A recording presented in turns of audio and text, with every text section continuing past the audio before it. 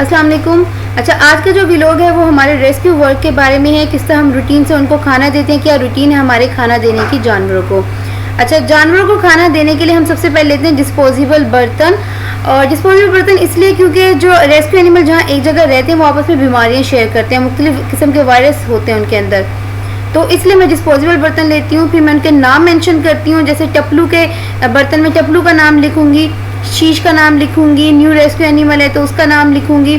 तो इससे ये होता है कि जो मुझे पता लग जाता है कि मैंने इस जानवर को ये खाना देना, शीश को ये खाना देना, उसका डब्बा अलग तैयार कर लेती हूँ। ये शीश का बर्तन है और ये शीश का खाना है, और जितनी बार भी दूँगी इसी बर्तन में दूँगी, क्योंकि कई बार एक ही जानवर बार बार खाना मांगते तो उनको भी सेम डब्बे में ही देती हूँ। तो ये होता है कि जो जानवर होते हैं जिनको पेट का मसला है या कोई और इश्यू है तो उसको मैं यखनी पे ले आती हूँ। अच्छा, ऐसा नहीं होता कि एक ही किस्म का खाना सारे जानवर खाते हैं, हमें उनकी हेल्थ के हिसाब से खाने चेंज करने पड़ते हैं। अगर किसी को टॉक्सिसिटी है, किसी को लीवर इशू है, तो फिर हम ये कोशिश करते हैं कि दूध दे दें, और अगर पेट का मसला है तो हम कुछ और दे देते हैं। तो ये प्लेटें सारी तैयार हो गई हैं इनके खाने की, और अब मैं इनको खाना डिस्ट्रीब्यूट करने लगी हूँ।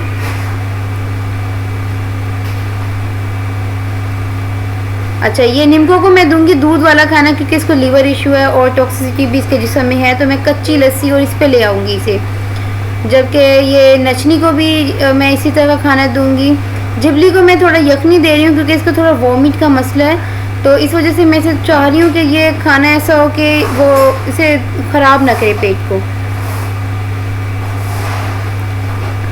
अच्छा, अब जैसा इसने 2 बार मांगा तो मैं इसे इसी के बर्तन में दूंगी, क्योंकि इसका नाम लिखा हुआ है, मैं पहचान लूँगी ये जिबली का बर्तन है। तो इसने 2 बार मांगा, मैं इसे दोबारा से इसमें दूंगी।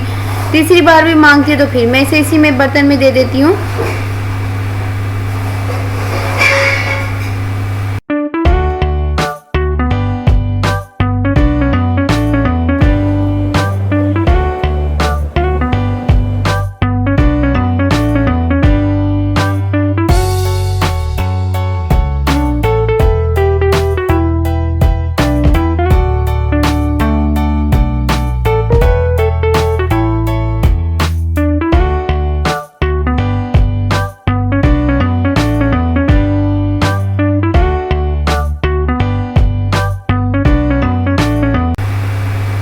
अच्छा, अभी कुछ खाने में कमी हो गई है, क्योंकि कुछ जानवर जो होते हैं बार बार जब मांगते हैं और ज़्यादा मांगते हैं तो फिर कमी बेशी हो जाती है। कभी ज़्यादा खाते हैं, कभी कम खाते हैं, फिर हमें दोबारा बनाना पड़ता है। तो अभी कुछ बाउल्स रहते हैं जो मैंने भी कैट्स में और डॉग्स में और डिस्ट्रीब्यूट करने हैं। तो फ़िलहाल तो मैं किटन्स को डिस्ट्रीब्यूट कर दूँगी।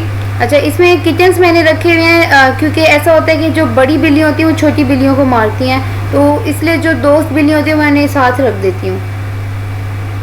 और रात का टाइम है, रात के टाइम मैं इन्हें बंद करके रखती हूँ, दिन के टाइम खोलती हूँ, क्योंकि ऐसा होता है जब मैं रात को कुत्ते खोलती हूँ ना तो कुत्ते बिल्लियों को मार देते हैं और वो ग्रुप की सूरत में ज़्यादा होते हैं, तो इसलिए मैं बिल्लियों को बंद करती हूँ रात को।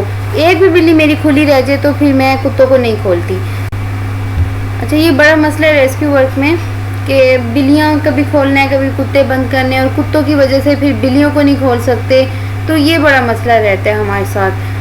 बहरहाल हम लोग कोशिश कर रहे हैं, इंशाल्लाह अल्लाह ताला सबब बनाए। अगर हम बड़े पैमाने पे करेंगे, बड़ी जगह पे इनके लिए अरेंज करेंगे, जगह का मसला हमें बहुत है और बड़ी मुश्किल से अरेंज करते हैं चीज़ें। अब ये दोस्त बिल्ली हैं जो आपस में लड़ते नहीं हैं, तो मैं इनको अलग बंद कर देती हूँ, और जो कुछ बिल्ले भाई रहते हैं फिर उनको अलग रखती हूँ। तो इस तरह करके हमारी मैनेजमेंट होती है। अब जिससे ये इनको मैंने बंद करके इनको रात के टाइम में बंद कर दिया, तो इनको खाना जो है ना मैं अलग दूंगी।